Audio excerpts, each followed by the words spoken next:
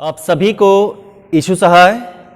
आज हम लोग पवित्र सप्ताह के सोमवार में हैं। पवित्र सप्ताह का सोमवार जिसमें हम लोग प्रभु यीशु ख्रिस्त के उस दुख भोग को स्मरण करते हैं जो प्रभु के साथ घटे। आइए हम परमेश्वर के निकट ऑनलाइन आराधना के माध्यम से परमेश्वर की महिमा में आज के इस पवित्र सोमवार के दिन को व्यतीत करें। दाऊद अपने भजन में कहता है, भजन संहिता 27 उसका 4 पद में, एक वर मैंने यहोवा से मांगा है, उसी के यत्न में लगा रहूँगा कि मैं जीवन भर यहोवा के भवन में रहने पाऊँ, जिससे यहोवा की मनोहरता पर दृष्टि लगाए रहूँ और उसके मंदिर में ध्यान किया करूँ। सर्वशक्तिमान ईश्वर पिता, पुत्र और पवित्र आत्मा के नाम में आमीन। सर्वशक्तिमान दयालु जीविते पिता, हम धन्यवाद देते हैं पवित्र सप्ताह के इस सोमवार के दिन में तूने हम में से प्रत्येक को ले पहुंचाया है, एक दूसरे के साथ जुड़ने का अवसर दिया है कि हम ऑनलाइन आराधना के इस माध्यम से एक दूसरे से जुड़ पा रहे हैं, संगति कर पा रहे हैं। बीते दिन में पवित्र खजूर पर्व के दिन में तेरे पुत्र ने यरूशलेम में विजय प्रवेश किया और आज के दिन में हम स्मरण करेंगे कि कैसे तेरे पुत्र ने यरूशलेम में अपनी शिक्षाओं को दिया, यरूशलेम के लोगों के प्रति जो उसकी तकलीफ थी उसको व्यक्त किया। हम उन सारी बातों में तेरे निकट आते हैं, तेरी अगुवाई सहायता चाहते हैं कि पवित्र आत्मा की अगुवाई और सहायता में हम आज की इस आराधना में सम्मिलित हो, तेरी महिमा, तेरी स्तुति, तेरी बड़ाई करें और तेरे पवित्र वचनों से हम तृप्त होने पाए, हमारे प्रभु यीशु ख्रीस्त के द्वारा, आमीन। गीत संख्या 71, हिम नंबर 71।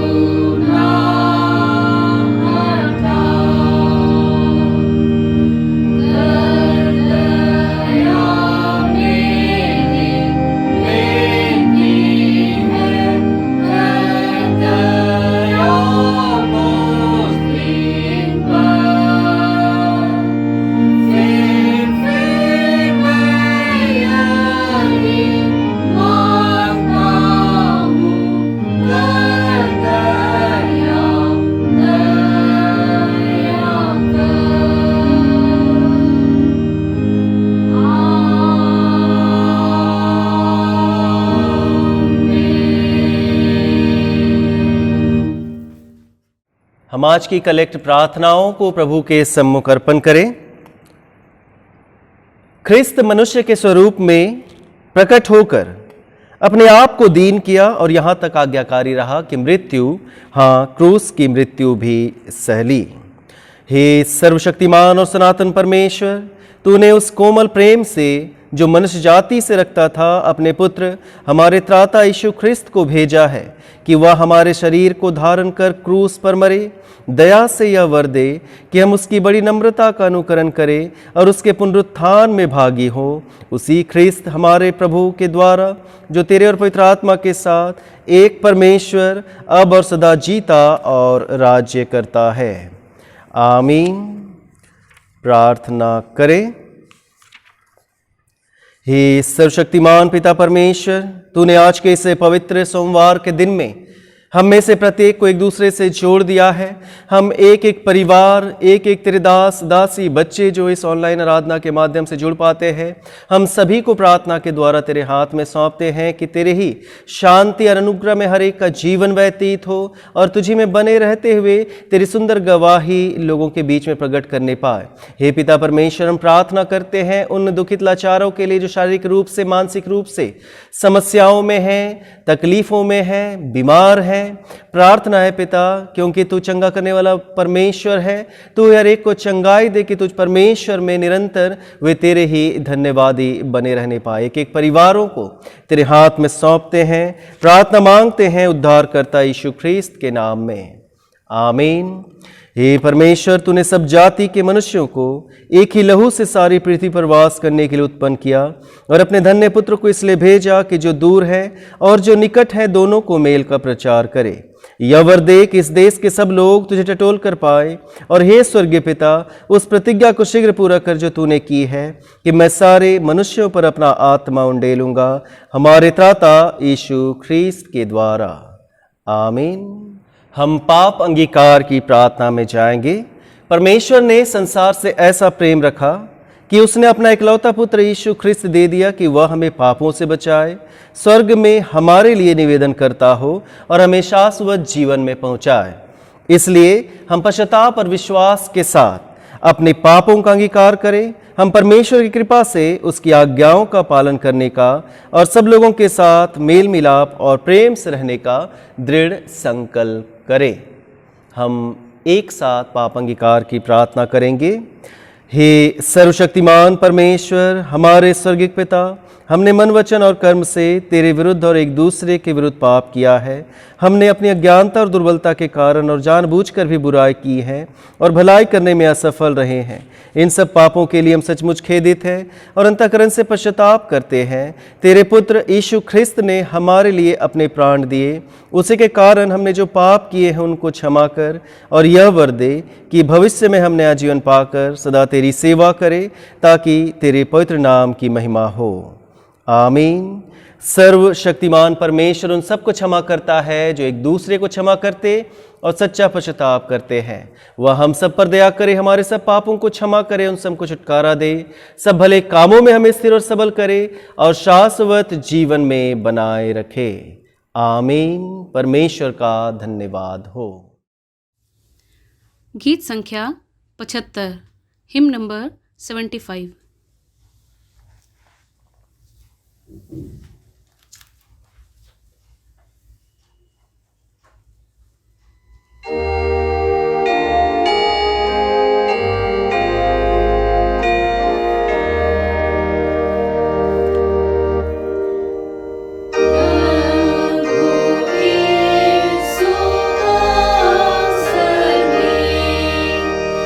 Journal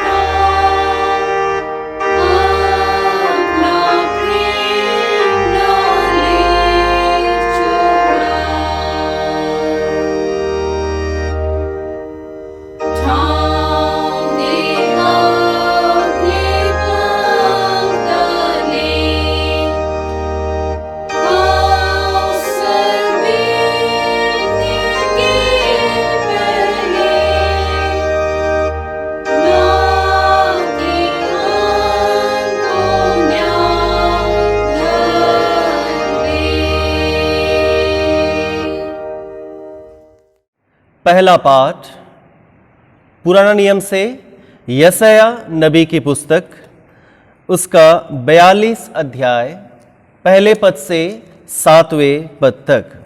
यशायाह 42 1 से 7। मेरे दास को देखो जिसे मैं संभाले हूँ, मेरे चुने हुए को जिससे मेरा जी प्रसन्न है। मैंने उस पर अपना आत्मा रखा है, वह जाति जाति के लिए न्याय प्रकट करेगा। न वह चिल्लाएगा और न ऊंचे शब्द से बोलेगा, न सड़क में अपनी वाणी सुनाएगा। कुचले हुए नरकट को वह न तोड़ेगा और न टिमटिमाती बत्ती को बुझाएगा। वह सच्चाई से न्याय चुकाएगा, वह न थकेगा और न हियाव छोड़ेगा, जब तक वह न्याय को पृथ्वी पर स्थिर न करे। और दीपों के लोग उसकी व्यवस्था की बाट जोहेंगे। परमेश्वर जो आकाश का सृजने और तानने वाला है, जो उपज सहित पृथ्वी पर का फैलाने वाला और उस पर के लोगों को सांस और उस पर के चलने वालों को आत्मा देने वाला यहोवा है, वह यूं कहता है, मुझ यहोवा ने तुझको धर्म से बुला लिया है। मैं तेरा हाथ थाम कर तेरी रक्षा करूंगा। मैं तुझे प्रजा के लिए वाचा और जातियों के लिए प्रकाश ठहराऊंगा, कि तू अंधों की आंखें खोले, बंदियों को बंदी गृह से निकाले, और जो अंधियारे में बैठे हैं उनको काल कोठरी से निकाले। यह परमेश्वर का वचन है। परमेश्वर का धन्यवाद हो। सुसमाचार पाठ पवित्र लूका रचित सुसमाचार उसके 19वें अध्याय में लिखा है और उसके 41वें पद से पवित्र सुसमाचार आरंभ होता है। हे प्रभु यीशु ख्रीस्त, तेरी महिमा हो। लूका 19 अध्याय 41 पद से 48 पद तक। जब यीशु निकट आया तो नगर को देखकर उस पर रोया और कहा, क्या ही भला होता कि तू ही इसी दिन में कुशल की बातें जानता, परंतु अब वे तेरी आंखों से छिप गई है। क्योंकि वे दिन तुझ पर आएंगे कि तेरे बैरी मोर्चा बांधकर तुझे घेर लेंगे और चारों ओर से तुझे दबाएंगे, और तुझे और तेरे बालकों को जो तुझ में है मिट्टी में मिलाएंगे, और तुझ में पत्थर पर पत्थर भी ना छोड़ेंगे। क्योंकि तूने उस अवसर को जब तुझ पर कृपा दृष्टि की गई ना पहचाना। तब वह मंदिर में जाकर बेचने वालों को बाहर निकालने लगा और उनसे कहा, लिखा है, मेरा घर प्रार्थना का घर होगा, परंतु तुमने उसे डाकुओं का खो बना दिया है। वह प्रतिदिन मंदिर में उपदेश करता था और प्रधान याजक और शास्त्री और लोगों के प्रमुख उसे नष्ट करने का अवसर ढूंढते थे, परंतु कोई उपाय ना निकाल सके कि यह किस प्रकार करे, क्योंकि सब लोग बड़ी चाह से उसकी सुनते थे। यह ख्रिस्त का सुसमाचार है। हे प्रभु यीशु ख्रीस्त, तेरी स्तुति हो। सर्वशक्तिमान ईश्वर पिता, पुत्र और पवित्र आत्मा के नाम में आमीन। धन्यवाद हो आज के दिन के लिए कि हम ऑनलाइन के माध्यम से पवित्र सप्ताह के सोमवार के दिन में हैं। हमने बीते दिन में खजूर पर्व को मनाया, जिसमें यीशु ख्रिस्त यरूशलेम नगर में हर्षोल्लास के साथ प्रवेश किया और गधी पर जो वह बैठा था, उसमें बैठने के बाद जब प्रवेश किया, अनेक लोग उसकी जय जयकार करते हुए उसे ग्रहण किए और एक मसीहा के रूप में ग्रहण किए। लेकिन जब हम लोग आज के दिन में, कल के दिन के बाद का जो आज का दिन है, इसमें हम लोग वचनों को पढ़ते और सुनते हैं, तो हम जान सकते हैं कि यीशु ख्रिस्त देखता है, यीशु ख्रिस्त रोता है और यीशु ख्रिस्त कार्य भी करता है। आज के वचनों से यीशु ख्रिस्त देखता है, वह रोता है और कार्य भी करता है। भजन संहिता उसके 27 पद में, भजन संहिता उसके 27 में भजन संहिता 27 के 4 पद में जो वचन लिखा है जिसे हमने सुना, वह कहता है कि एक वर मैंने यहोवा से मांगा है, उसी के यत्न में लगा रहूंगा कि मैं जीवन भर यहोवा के भवन में रहने पाऊं, जिससे यहोवा की मनोहरता पर दृष्टि लगाए रहूं और उसके मंदिर में ध्यान किया करूं। दाऊद अपने भजन में ऐसे स्थान की कामना करता है जहां उस मंदिर में परमेश्वर की उपस्थिति हो, परमेश्वर की उपस्थिति हो और परमेश्वर की इच्छा के अनुसार उस मंदिर में जो आराधक होंगे वे आराधक अपने जीवन को चलाए, अपने कार्यों को करने पाए। लेकिन जब हम लोग आज के वचनों में देखते हैं तो कई बातें हमें दिखलाई पड़ती हैं। यशायाह नबी कहता है कि मेरे दास को देखो। यशायाह नबी कह रहा है कि मेरे दास के देखो, जिसे मैं संभाले हुए हूं, मेरे चुने हुए को, जिससे मेरा जी प्रसन्न है। वह हर एक लोगों को जो परमेश्वर के मंदिर में आते हैं उनसे कहता है कि उसका जो चुना हुआ दास है उसकी ओर देखने की आवश्यकता है। वह कौन है?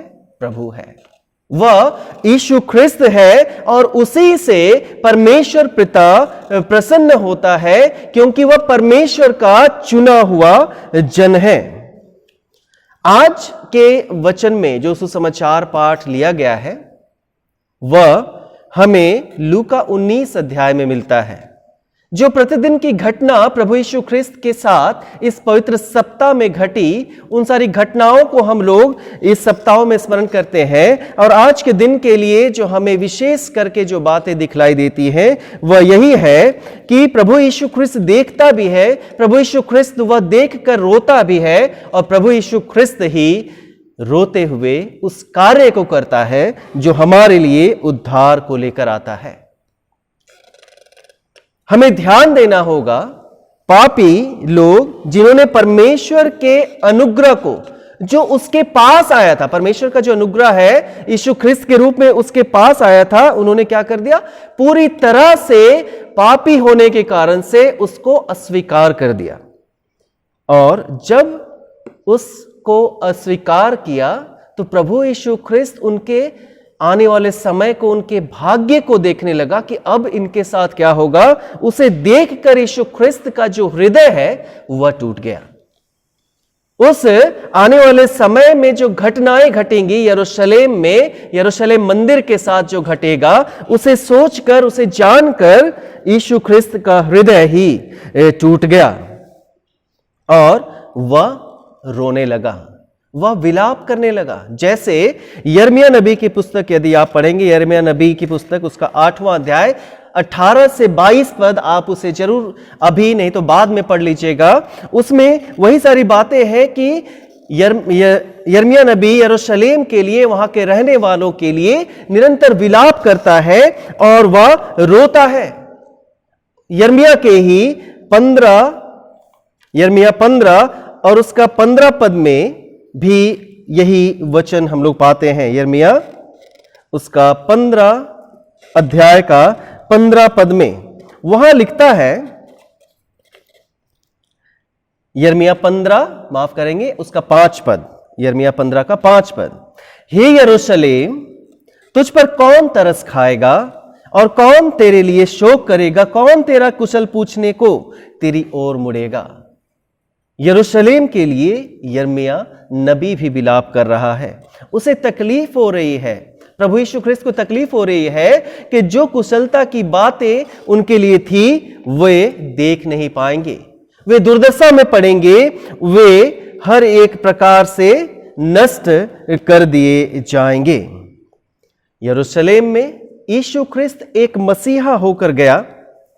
यदि वे लोग उसे ग्रहण करते तो वे लोग शांति की गवाही देते, यरूशलेम वासी उनके लिए शांति की गवाही देते, परंतु वे असमर्थ हो गए उन सारी बातों को समझने में कि जो मसीहा है वह वही यीशु है और जो उद्धार करता है वह यही यीशु ख्रिस्त है।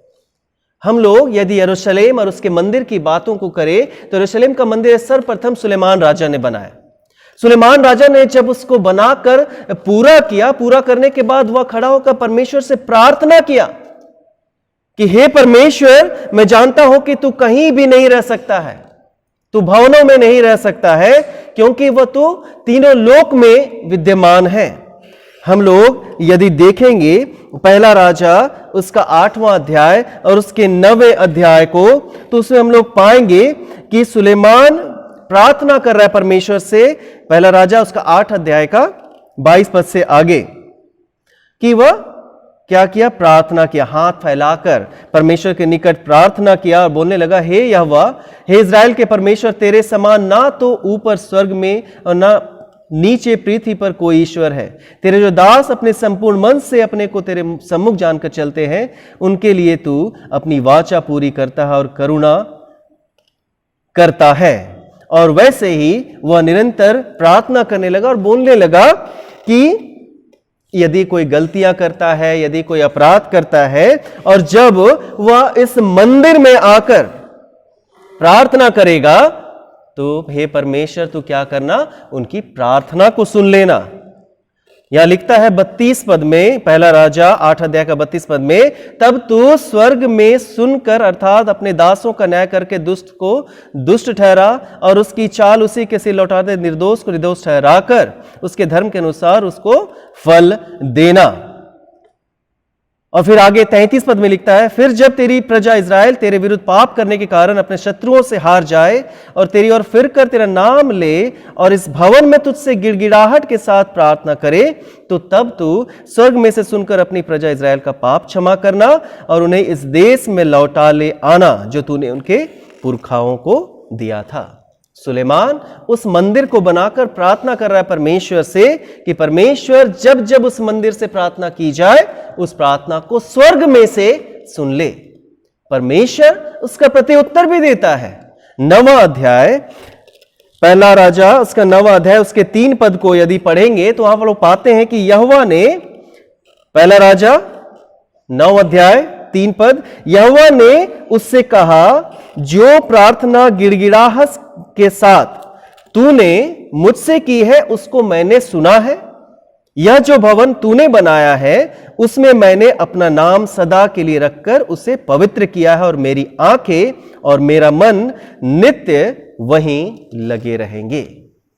हम लोग सोच सकते हैं कि यरूशलेम मंदिर में परमेश्वर ने कहा कि यदि वहां से प्रार्थना की जाएगी तो परमेश्वर उस प्रार्थना को, उस गिड़गिड़ाहट को, उस पश्चातापी व्यक्ति को जो वहां प्रार्थना करेगा, सब कुछ को वह सुन लेगा। और आज के वचन में हम लोग देखते हैं कि यरूशलेम में प्रवेश करने के बाद जब वह उस मंदिर को देखता है, प्रभु यीशु ख्रिस्त जब उस मंदिर को देखता है, जब उस स्थान को देखता है, यरूशलेम देश को देखता है, तो उसे देखकर प्रभु रोने लगता है।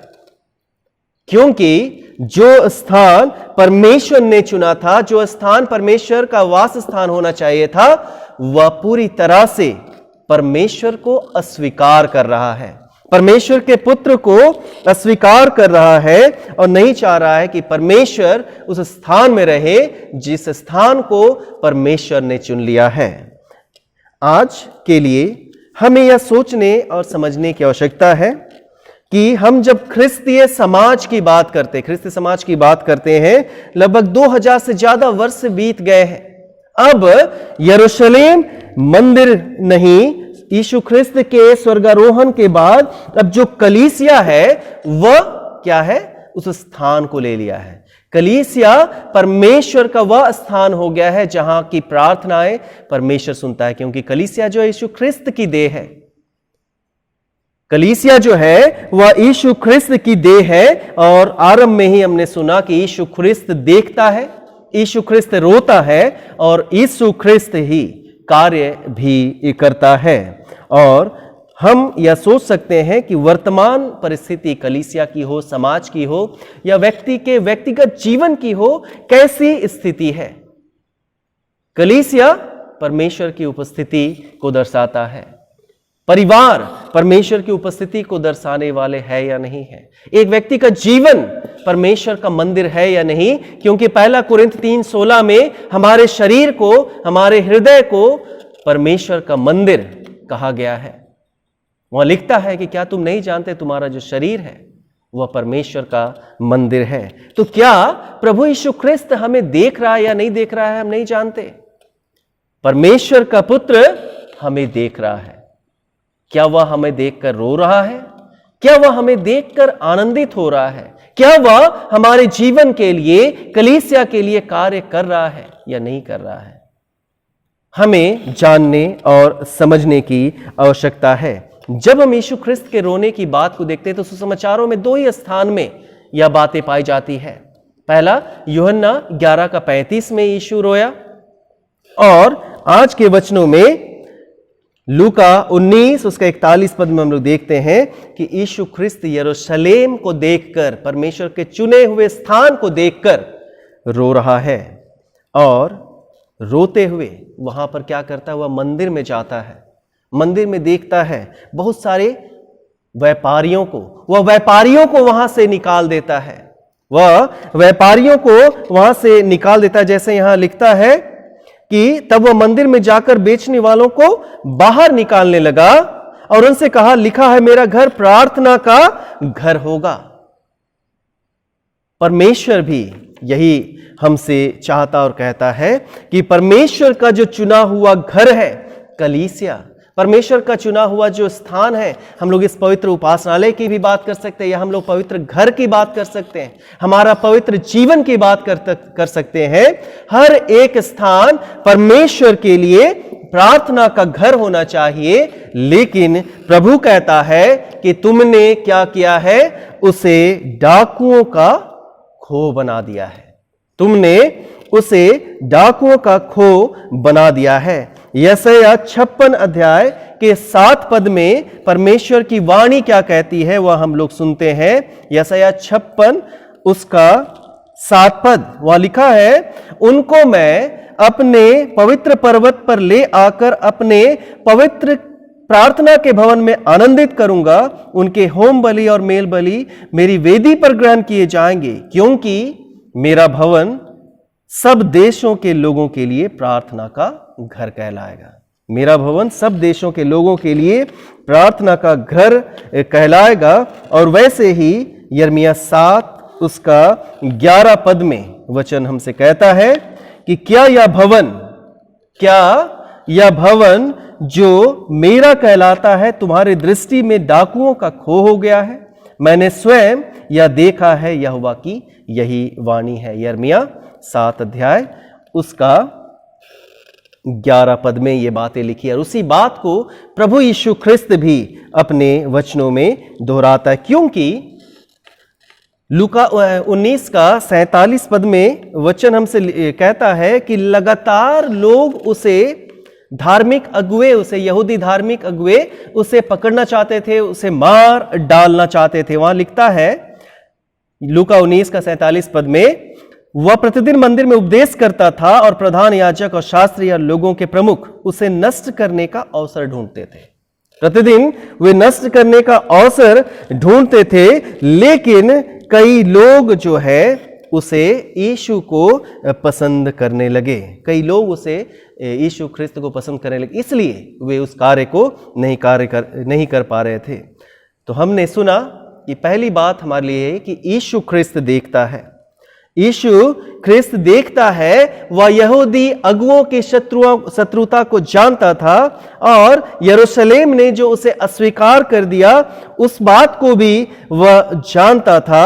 लेकिन उसके जीवन में यह बात पता थी कि वह उसके साथ क्या होगा। यरूशलेम में जब उसने प्रवेश किया उसी समय जान गया कि उसके साथ क्या होगा, क्योंकि वह आने वाले समय को जानता था कि उसके साथ क्या होगा। सब कुछ वह देखता था, वह जानता था, और उसी के अनुसार वह कार्य भी किया। वह यही चाहता था कि भला होता कि जो मैं देख रहा हूं वह यरूशलेम भी देख पाता। वह कुशलता की बातें, जैसे यहां लिखा है, क्या ही भला होता कि तू ही इसी दिन में कुशल की बातें जानता, अब वे तेरी आंखों से ओझल हो गई है। जो प्रभु यीशु ख्रिस्त देख पाता है वह साधारण लोग नहीं देख सकते, यरूशलेम के लोग नहीं देख पाए। कई बार हम नहीं देख पाते हैं, लेकिन हमें प्रभु यीशु ख्रिस्त निरंतर देखता है। वह देखता है कि कहाँ गलत हो रहा है, वह देखता है कि जो कुशलता की बातें हैं, जो भविष्य की बातें हैं, वह मेरी कलीसिया के लोगों को मिल पाएगा या नहीं मिल पाएगा। सब प्रभु यीशु ख्रिस्त जानता और देखता है। दूसरी बात में है कि वह रोया। यीशु ख्रिस्त रोता है, इसलिए रोता है कि जो बातें छिपी हुई है वह उसे जानता है। प्रभु यीशु ख्रिस्त सब बातों को जानता है, उसे देखता है, दिखाई देता है, इसलिए वह रोता है। क्या वह हमारे जीवन को, हम लोगों के परिवार को, हम लोगों की कलीसिया को देखकर रो रहा है या फिर वह आनंदित है? हमें सोचने और जानने की आवश्यकता है। और जब हम लोग भेदभाव करते हैं, कलीसिया होकर, समाज होकर, जब हम लोग लड़ाइयों को करते हैं, जब हम लोग झगड़े करते हैं, जब हम लोग कलीसिया में राजनीति करते हैं, सब कुछ प्रभु यीशु ख्रिस्त से कोई भी बातें छिपी हुई नहीं है, वह सब कुछ देखता है। आवश्यक है कि कलीसिया में सभी का आत्मिक पोषण हो, सभी का आत्मिक पोषण हो, जिसको देखकर प्रभु यीशु ख्रिस्त रोए नहीं, जिसको देखकर प्रभु यीशु ख्रिस्त आनंदित हो।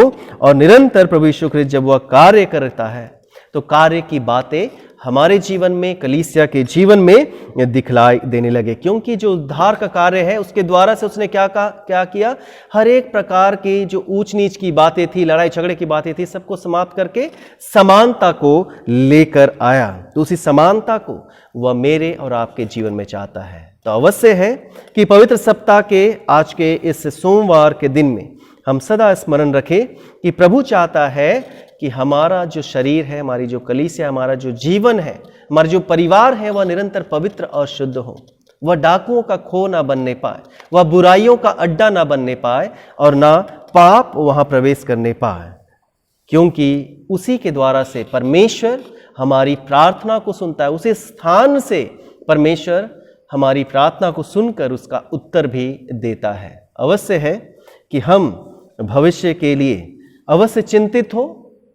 प्रभु हमारे और आपके हर एक के जीवन से आनंदित होने पाए, वह देखे, आनंदित हो और निरंतर हमारे जीवन में कार्य करे। आइए हम लोग प्रार्थना करें। सर्वशक्तिमान परमेश्वर पिता, इन वचनों के लिए तेरा धन्यवाद करते हैं। तेरा इकलौता पुत्र यीशु ख्रिस्त कहता है कि मैं जगत के अंत तक सदैव तुम्हारे संग हूँ। इस कारण से वह कहता है कि वह निरंतर हमारे जीवन को, कलीसिया को और हर एक लोगों के परिवारों को निरंतर देखता रहता है। होने दे पिता कि हमारे जीवन से ऐसे ऐसे कार्य होने पाए, ऐसी ऐसी गवाही की बातें होने पाए, जिसके द्वारा से हम प्रभु को प्रसन्न करने वाले हो सके, ना कि उसे दुख देने वाले हो सके, ताकि वही प्रभु निरंतर हमारे जीवन में कार्य करे, हमारे जीवन के लिए कार्य करे और हम उसी में प्रतिदिन अपने जीवन को व्यतीत करने पाए, हमारे प्रभु यीशु ख्रिस्त के द्वारा। आमीन।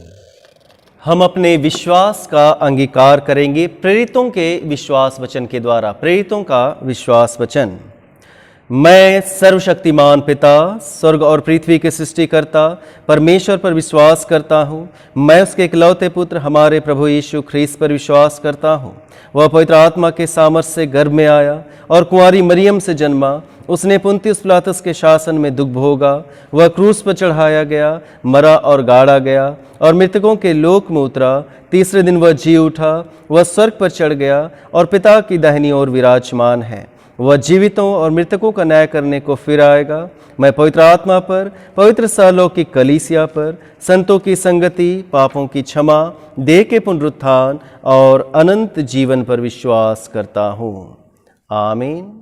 गीत संख्या 83, हिम नंबर 83।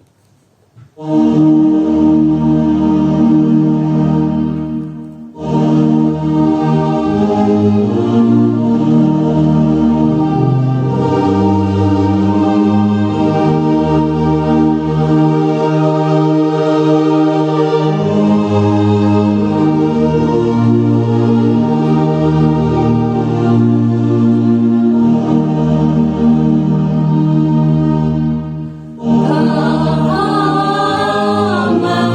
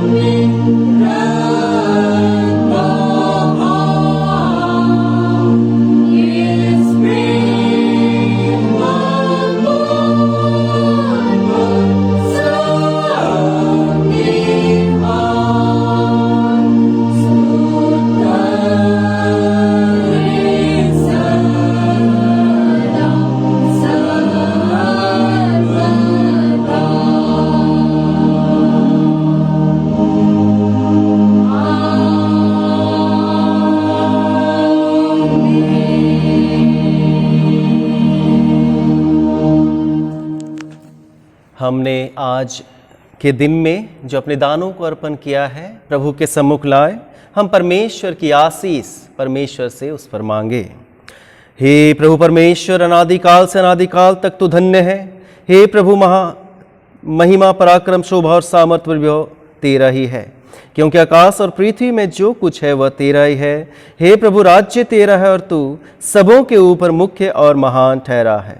हे पिता परमेश्वर, धन और महिमा तेरी ओर से मिलती है। तेरे हाथ से पाकर इन दानों को हम तुझ में अर्पित करते हैं। तेरी आशीष इन दानों पर हो कि तेरी पवित्र कलीसिया की बढ़ती में काम आए, और जिन्होंने अपने मुट्ठियों को भंडारों को खोला है उनके जीवन और भंडारों पर भी तेरी अपरंपार आशीष होने पाए, हमारे प्रभु यीशु ख्रीस्त के द्वारा, आमीन।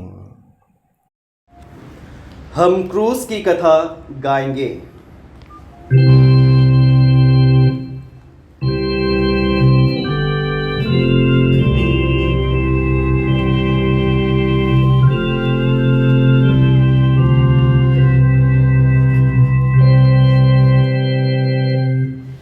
Hallelujah.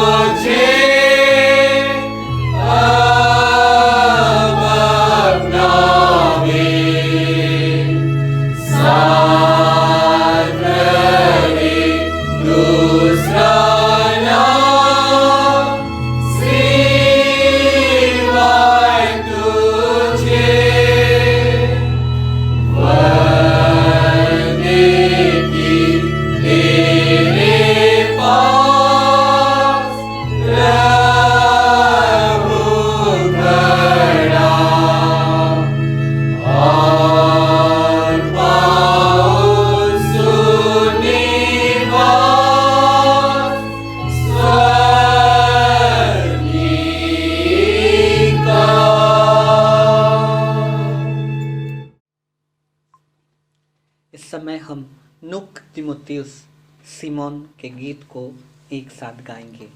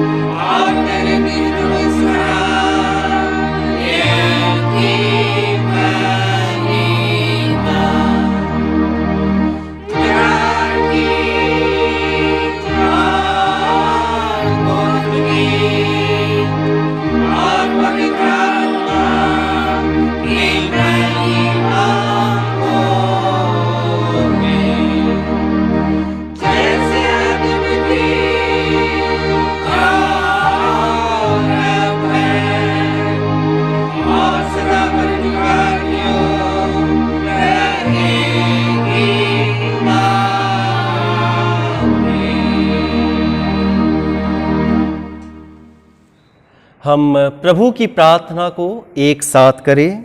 हे हमारे पिता, तू जो स्वर्ग में है, तेरा नाम पवित्र माना जाए, तेरा राज आए, तेरी इच्छा है स्वर्ग में पूर्ण होती है, वैसे पृथ्वी पर भी हो। हमारी दिन भर की रोटी आज हमें दे, हमारे अपराधों को क्षमा कर जैसे हमने अपने अपराधियों को क्षमा किया है। हमें परीक्षा में ना डाल, परंतु बुराई से बचा, क्योंकि राज्य, पराक्रम और महिमा अब और सर्वदा तेरी ही है। आमीन। हम आज के इस आराधना का समापन प्रार्थना के द्वारा करें। हम प्रार्थना करें। सर्वशक्तिमान जीवित दयालु पिता, आज के हर एक वचन जो हमारे लिए दिए गए, हर एक वचन हमें शुद्ध करने, पवित्र करने की बात को कहता है कि तेरा इकलौता पुत्र चाहता है कि हमारा जीवन, हमारा जो शरीर है वह तुझ परमेश्वर का मंदिर है और तेरे पुत्र के द्वारा ही हमें शुद्धता और पवित्रता प्राप्त होती है। हे पिता परमेश्वर, अब हम तुझी में सौंपे जाते हैं। एक एक परिवारों के जीवन को तेरे हाथ में सौंपते हैं कि पवित्र सप्ताह के आज के इस दिन में जो कुछ भी हम प्राप्त करते हैं, जो कुछ भी हम आराधना के द्वारा एक दूसरे से बांटते हैं, उसको अपने हृदय में बनाए रखें और उसी के द्वारा से आने वाले दिन के हर एक दिनों को और तेरे पुत्र के हर एक कार्यों को, वचनों को स्मरण करते हुए पुनरुत्थान पर्व के दिन में प्रवेश करने पाए। हर एक बातों के लिए धन्यवाद देते हुए प्रार्थना मांगते हैं उद्धारकर्ता यीशु ख्रीस्त के नाम में। आमीन। हम परमेश्वर के आशीर्वाद को ग्रहण करें। परमेश्वर की शांति जो सारे समझ से परे है, परमेश्वर के और उसके पुत्र हमारे प्रभु यीशु ख्रिस्त के ज्ञान और प्रेम में आप सबके हृदय विचारों को सुरक्षित रखे। अब सर्वशक्तिमान परमेश्वर पिता, परमेश्वर पुत्र, परमेश्वर पवित्र आत्मा की आशीष आप पर और आपके साथ सर्वदा रहे। आमीन। शांति से पूर्ण होकर जाएं, प्रभु से प्रेम रखें और उसकी सेवा करें ख्रिस्त के नाम में। आमीन। आप सभी को यीशु सहाय।